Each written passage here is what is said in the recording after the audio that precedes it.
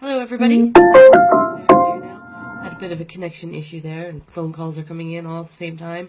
I don't get any phone calls all day long until I sit down to do my live at lunchtime, so I don't know what happens there. Anyways, hello, happy Monday, everybody. Welcome back to Live at Lunchtime. This is going to be a short one. Today I want to talk about taking a break. One of the things that I see a lot of people do, including myself, is once you get started on your own business, you just keep going and going and going because there's always just one more thing to do, just one more thing to complete, and then you can stop. But there's never really a good time to just stop and take a break. So I'm a really firm believer in first of all, kind of planning in your breaks. So at the beginning of every year, my partner and I, we sit down with, a blank calendar. So kind of December 2015, we sat down with our complete 2016 calendar, and we went through and marked off all of the holidays that we were going to take, all of the weekends away that we were going to have, and just any days here and there, birthdays and stuff that we wanted to keep free to celebrate. So that's one way that we go about, making sure we have space, making sure that we have time away and time for ourselves. And, time away from the business is quite important just so that you can have a bit of time to relax. A lot of times I find that that's when I'm my most creative. So when I tell myself it's okay not to be working constantly, I go away on holiday somewhere.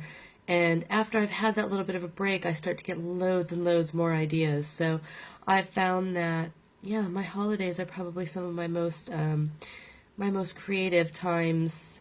So I really recommend it. I'm basically in the process of planning our next holiday at the moment. I think we're going to pop down to the Isle of Wight for a week.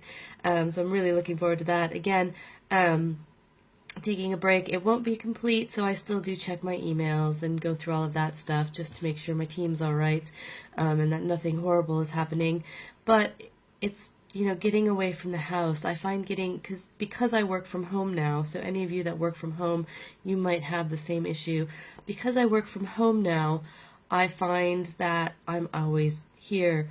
So it really, really helps me to get away sometimes. So we do get away quite a lot of weekends. A lot of those are working weekends where we're helping on events. But even then, just staying in a hotel room and, maybe I'll do an event on Saturday and then we'll have Sunday to kind of relax a little bit.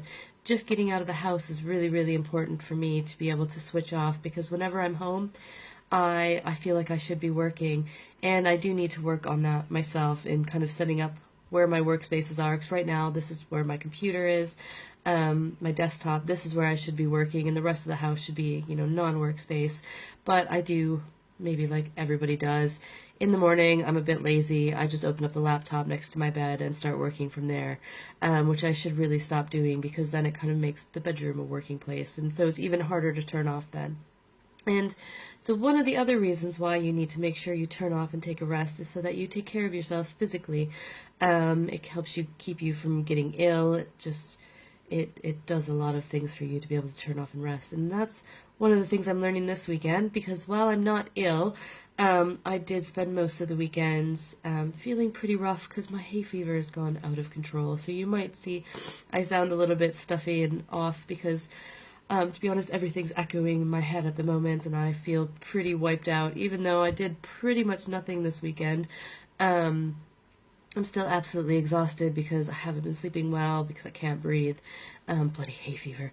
But it has been a good opportunity. I didn't have to do any work over the weekend. I just pushed it all aside to do kind of later in the week. And it's not a huge emergency. I've got everything organized. Unfortunately, both of my handyman and my property manager are off this week as well, so I'm the one that's kind of covering everything. But so far, everything's okay.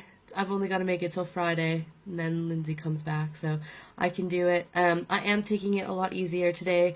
I was going to do quite a bit. Monday's usually my admin and finance day, but because I am feeling quite rough and exhausted, I am going to take the afternoon off. I'm meeting somebody for lunch, just for more of kind of a friendly, happy chat. And then I'm going to come back and just relax again and read my book, just so that I can gain up my energy back, because I've got a full couple of days coming up.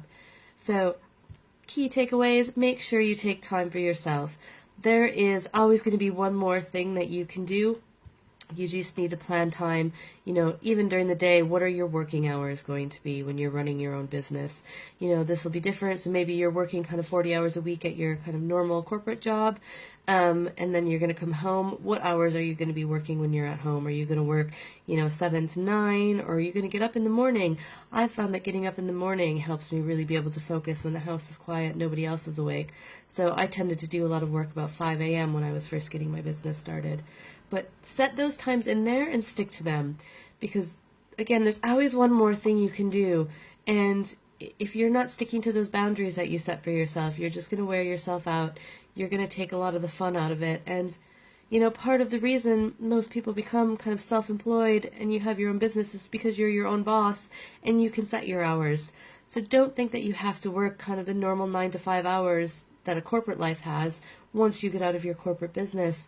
This was another thing that I quite struggled with, in realizing that once I left my accounting job, I didn't have to be at work from 9 to 5 anymore.